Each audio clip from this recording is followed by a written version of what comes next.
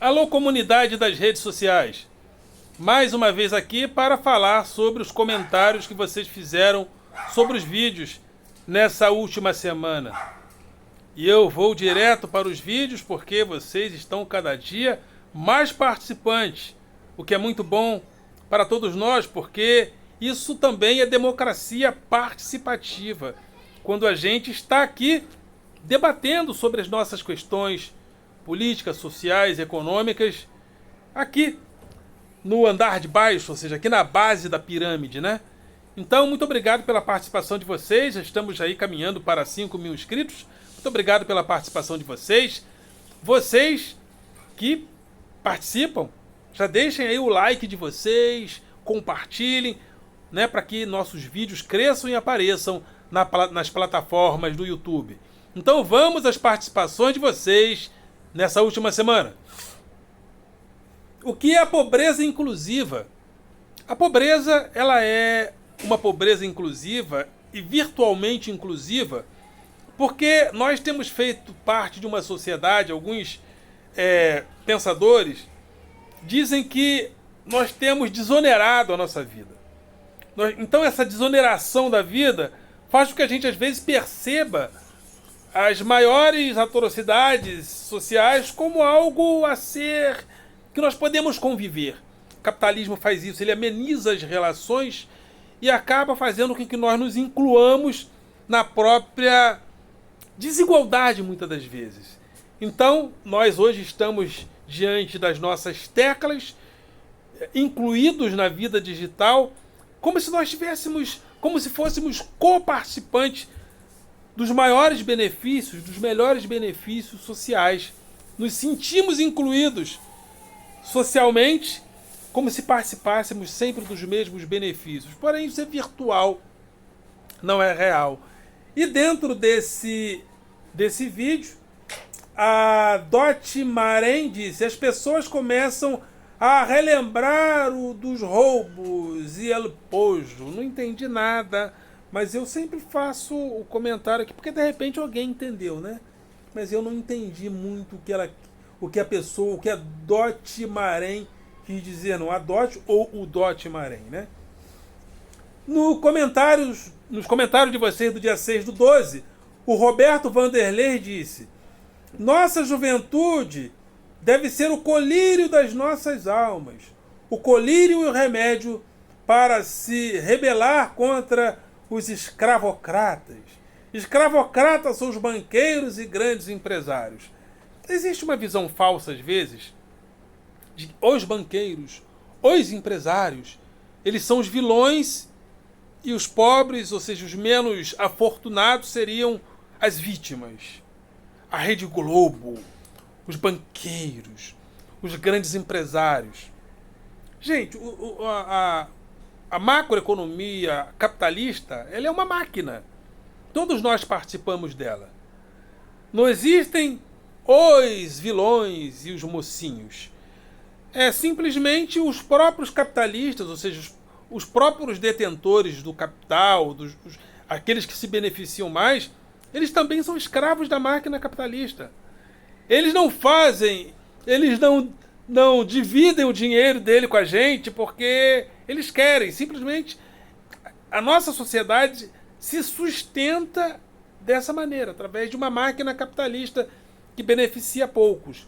Não é uma questão de os escravocratas, os banqueiros. E ele diz também: nazistas não enxugam lágrimas, ainda que sejam lágrimas de crianças. No Brasil, nazistas e neoliberais estão matando lágrimas de crianças. É só nazistas e neoliberais? Primeiro que o nazismo clássico não é liberal, né? Era capitalista, porém não liberal no sentido clássico, né? Nazistas estão e neoliberais estão... Olha, nós estamos aí diante de uma situação onde a pessoa está lá tomando atitudes que muitos entendem, a própria imprensa entende, que mata pessoas, e a Dilma caiu porque falou contra a matriz econômica. E caiu. Se Bolsonaro está tomando atitudes que matam muita gente, E ele está lá por quê? É porque alguém está sustentando, né? Será que são só os maus, os banqueiros e enfim? O que eu estou dizendo é que o sistema capitalista, ou seja, o sistema bancário, é a máquina capitalista, todos nós somos escravos dela. Não são os banqueiros, os neoliberais. Neoliberalismo é uma mentalidade onde todo mundo, onde as pessoas se sentem empresárias e patroas e empregadas de si mesmas, onde as pessoas se sentem escravas e donas de si mesmas. É um sistema de desempenho, de autoexploração, onde as pessoas dizem: se você não conseguir é porque você não foi inventivo, você tem que se reinventar, porque a culpa é sua. É um pensamento neoliberal. E às vezes as pessoas pensam assim e não se veem como neoliberais, né? Então, cuidado com os neoliberais. Se você pensa assim, você é neoliberal. Então, temos que ter cuidado com essas coisas. E o Douglas Pacheco disse: meu Deus, não existe lugar comum de que de que as pessoas têm que arrecadar mais e gastar menos. É porque eu gravei um vídeo onde eu questionei o fato de que no Brasil existe o tripé econômico baseado no controle fiscal, no superávit primário e no controle da inflação. E dentro desse paradigma que foi consagrado no governo Temer, disse que nós não podemos gastar mais que arrecadamos. Só que existe um pensamento, né, chamado síndrome do pensamento único, onde certas coisas se tornam paradigmas no Brasil e em alguns países, mas não no mundo todo. Essa ideia de que o governo tem que arrecadar mais e gastar menos é uma coisa do paradigma econômico do tripé econômico brasileiro. Isso não é uma máxima no mundo todo, inclusive nos países desenvolvidos. Então, certas coisas nós falamos, mas não é uma coisa que pertence à macroeconomia mundial. Então, ele está questionando aqui e dizendo: viva a sua vida assim que você vai ver. Gente, a nossa vida é uma coisa, o Estado é outra coisa. O Estado não deve ser organizado como uma padaria, como uma mercearia, porque o Estado emite moeda. Então, como ele tem autonomia para emitir moeda, ele tem um outro tipo de gestão. O Estado, além de emitir moeda, o Estado não quebra. Um país não quebra. Por isso que ele sempre, se ele for bem orientado, ele sempre tem investidores, mesmo que ele arrecade menos e gaste mais.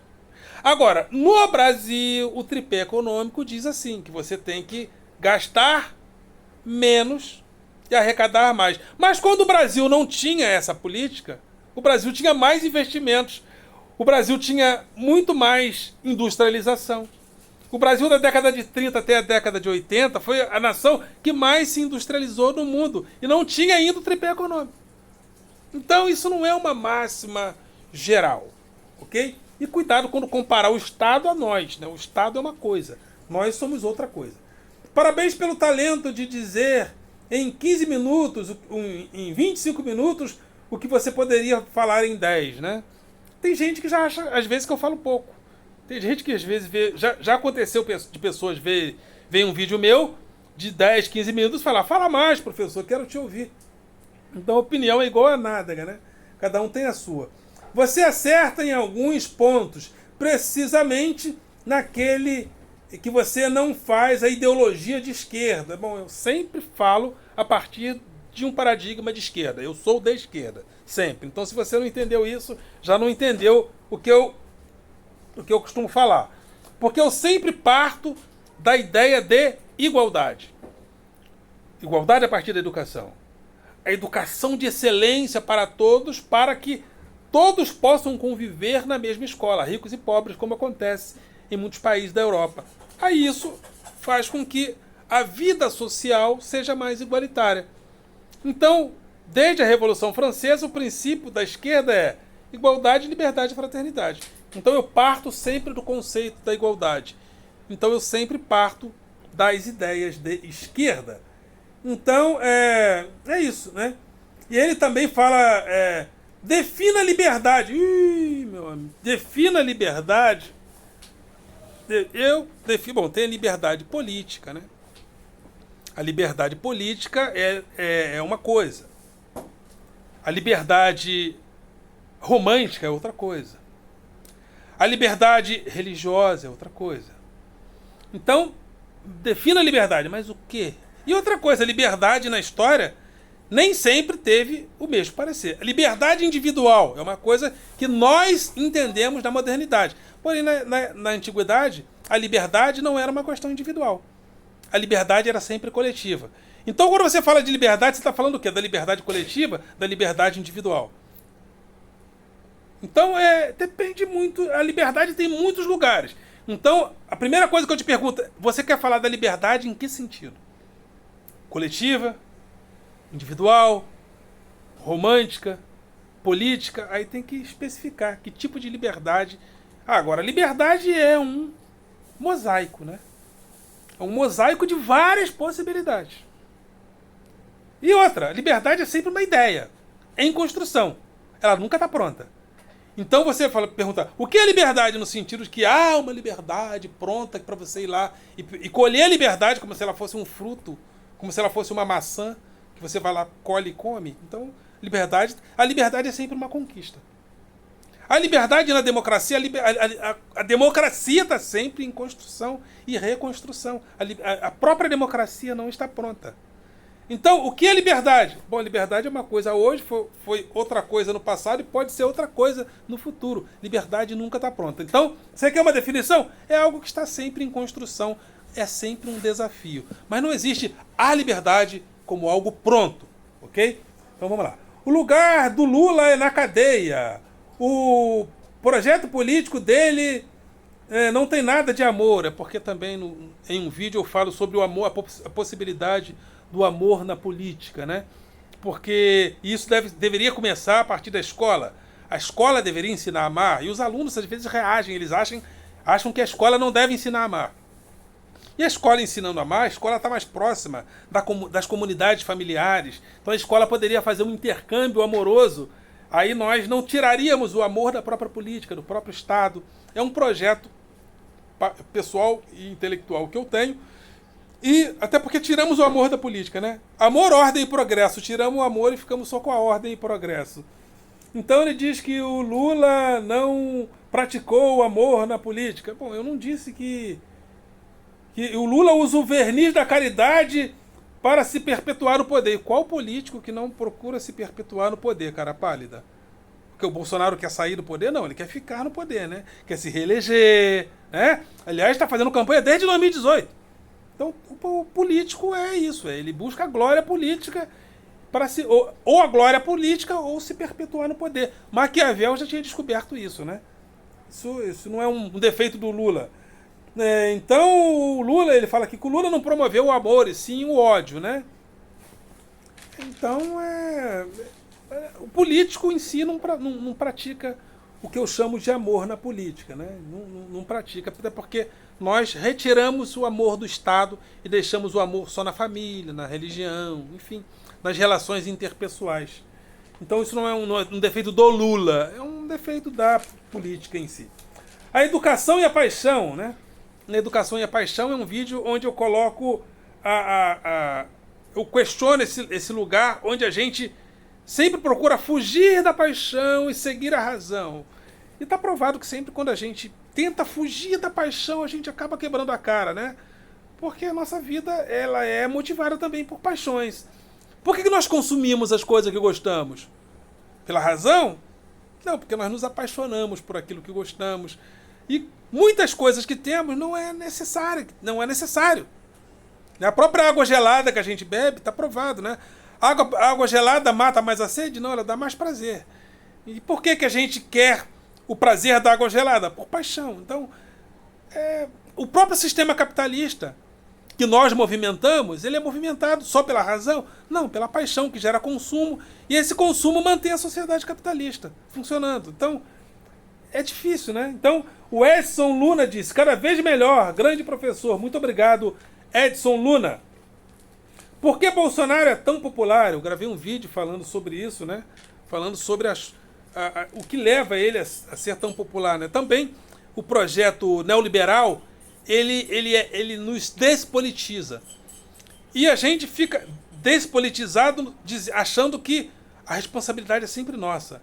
Então, a ideia do político autêntico, que fala o que quer, que fala o que pensa, mesmo que seja bobagem, se torna muito popular. Então, mesmo produzindo antipolítica, as pessoas colocam ele na política. Então eu coloquei isso.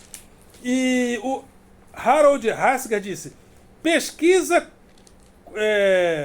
com um criminoso solto pelo STF. Ele questiona o fato do Lula estar na frente da pesquisa, né? Pesquisas eleitorais desde a redemocratização não erraram nenhuma pesquisa para presidente. Todos os presidentes que as pesquisas falaram vai ganhar, ganhou, inclusive o Bolsonaro, né? Então, se você questiona o resultado da pesquisa, tem que questionar a eleição do Bolsonaro. Então, ele entrou ilegitimamente. Quero ver o Luladrão fazer o que o Bolsonaro fez. Eu estou esperando, né?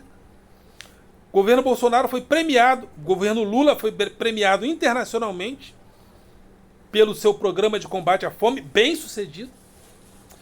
Foi um governo que promoveu, o governo Lula, 4% de desemprego, índice de país de primeiro mundo. Eu estou esperando o Bolsonaro chegar a esse número, porque o Brasil está com cerca de 14% de desempregados.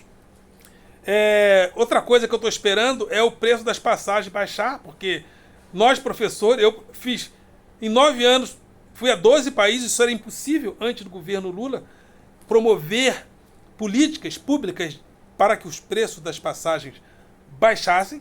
Então eu estou esperando, porque os preços das passagens aéreas, sobretudo internacional, estão disparando de novo, principalmente por causa da alta do dólar.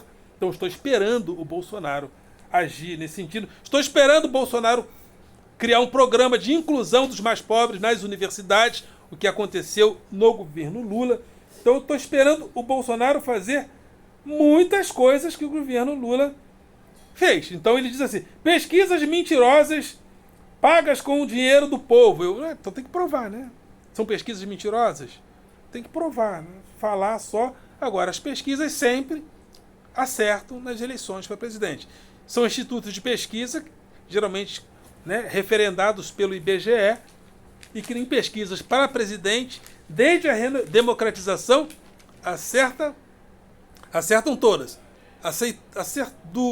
Da eleição do Collor até a eleição do Bolsonaro. As pesquisas para presidente acertaram sempre. Só agora que está errado? Só agora, né, que está errado, né? Ok. Mendonça e Deus pela porta dos fundos.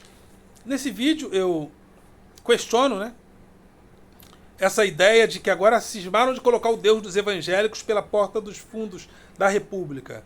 A República foi instaurada, o Estado se tornou laico, Deus foi convidado a sair pela porta da frente, e agora cismaram de colocar Deus pela porta dos fundos da República, o Deus dos evangélicos. Então eu questiono isso. E o Edivaldo Braz disse: muito legal, parabéns, professor. E a Milena Gaskell deixou aqui as suas palmas. Muito obrigado, Milena Gaskell. Por que Bolsonaro continua tão popular, né? Eu já dei as razões aqui, as razões neoliberais disso. E o Bruxinho Gomes disse: professor, muito obrigado pela aula. O senhor é muito incrível. Seu discurso é ideal para pessoas que não são politizadas. Então você assistiu. Será que você não é politizado? Não entendi muito aqui. Você deve ser despolitizado, né? Você assiste os meus vídeos. Mas talvez ele tenha feito aqui um elogio, né? Que o meu discurso politiza as pessoas. Não sei qual foi a intenção, mas muito obrigado pela sua participação. A Lourdes Favreto diz: professor, boa tarde. Estou tão cansada dessa sujeira toda. Não consigo ver luz no fim do túnel. O Brasil é um país que é um grande país. É uma grande nação. O Brasil é uma grande nação. Está entre as 12 ou 13 economias do mundo e já superou muita. Olha, o que esse país já foi roubado, e esse país não quebra, né? Esse país já foi roubado. Esse país é um país maravilhoso. Um país maravilhoso. Aí alguns poderiam dizer, com uma elite política problemática. Olha, democracia participativa, né? Político só tem medo, como dizia Ulisses Guimarães, só tem medo de uma coisa: povo na rua. Se a gente não participar, nós só vamos fazer democracia representativa. Vamos eleger um presidente e fazer igual o Bolsonaro. O que os eleitores do Bolsonaro fazem? Então, desde 2018 falando do Bolsonaro 2022. Então a gente fica nesse negócio de colocar alguém lá e esperar outra eleição. Não, temos que participar. O país é maravilhoso. O país é rico. Mas nós precisamos entrar no jogo e fazer o que nós estamos fazendo aqui, né? Também, democracia participativa. Então, repetindo a frase de Ulisses Guimarães, político só tem medo de uma coisa: povo na rua. Então, vamos para a rua, vamos participar das organizações, da Associação de Moradores, dos bairros, enfim, temos que estar juntos, né?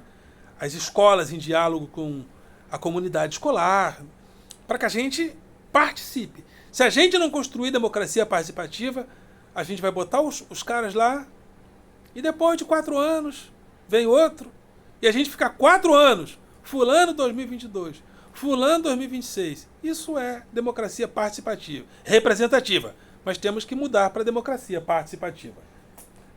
A educação e a paixão, né? Educação e paixão, né? Toda vez que a gente tenta fugir da paixão, a gente cai do cavalo. A paixão está sempre presente também na nossa vida. A economia capitalista também se movimenta através da razão, mas também, sobretudo, da paixão. Sem paixão não há consumo, não há desejo, sem desejo não há consumo.